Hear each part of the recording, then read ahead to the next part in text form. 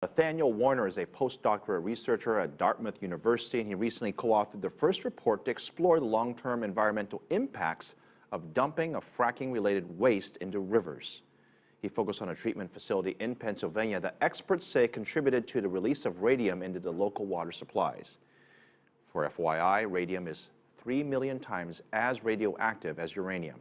And I asked him whether the existence of radium alone should force all production to shut down. Shale gas is really it's a revolution, and it's a lot of energy resources, a lot of domestic, at least for us here in the United States, domestic production. I think just understanding and being aware of all of the possible impacts. Right now, we don't really know. I think just doing more studies, but you don't need a moratorium right now on what's happening in Pennsylvania. I think that would be a little presumptuous. Right now, I can't even answer the question of whether this one facility is really the bad apple, and that's why the radium has gotten into the environment, or if it's actually sort of more about the treatment and the overall process. So my understanding, and talking to my producers, is there are 3 ways of disposing the wastewater, right? And one of them happens to be treating it at the treatment plant. In your research, did you find perhaps which way is the best way to mitigate the risks with wastewater? So I personally think the best way would be deep injection wells. That seems to be the best way to get it out of the environment. What they're doing now in the Marcellus is reusing much of this water. That's ideal as well. Instead of once it comes up to the surface, if you just reuse it and inject it, I think that's the best thing, to get it out of the surface water and out of the environment. But where does that go, Professor? So the reuse goes back into another well that you are fracturing. So it basically goes back into the formation where it came from. That's ideal. The deep injection wells actually go to a different well. You have to haul it away in a truck, typically in our case for Pennsylvania, to Ohio.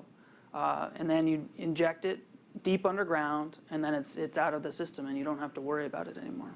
I'm just trying to think outside the box here. Is it possible there could be some chemicals that can be thrown in there, or any other ways to sort of mitigate that risk that doesn't require the expensive use of sort of hauling that water away? I mean, I think the recycling of the water is a very good thing, but I imagine you may not be able to recycle all of the water. I wish there was some sort of magic fairy dust to remove the radium, to make it not radioactive, but there's not. You can treat it, you can concentrate it, you can put it into a different form, but once it's brought to the surface, it really needs to be managed, and it either needs to be injected back into the ground, put into a solid form, and then taken to a landfill, or treated in some way.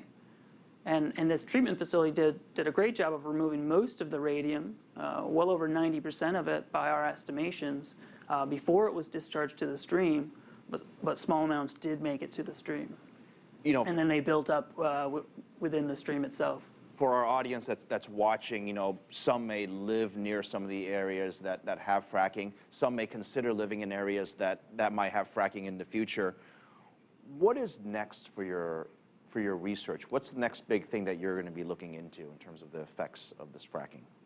Well, the next big thing would be to look at other facilities. This is one of several facilities in Pennsylvania that currently is allowed to discharge waste. It's not necessarily hydraulic fracturing waste, but it's similar produced water from what we would call conventional formations. That practice is still going on, and I'd like to see whether these other facilities have similar impacts, because then you can say something about the overall treatment method maybe isn't appropriate for what we're dealing with. So that would be number one. But overall, we're trying to get at a good assessment and overall environmental impact associated with hydraulic fracturing and these new unconventional formations compared to other energy choices like coal production, for example. I wish we had more time on this, but on a scale of 1 to 10, I'm curious of your answer to this. 10 being we know everything there is to know about this, and 1 being 0. How much do we know about the effects of fracking? I would put it at a 3, maybe. I think we're learning a lot, and I think you've seen a lot of strides in the past few years, but there's still a lot more to know. And I think each formation will be different, whether you're talking about China or the United Kingdom. I think each area will have its own set of problems and own set of issues that need to be thought about and dealt with. Nathaniel Warner, Dartmouth University.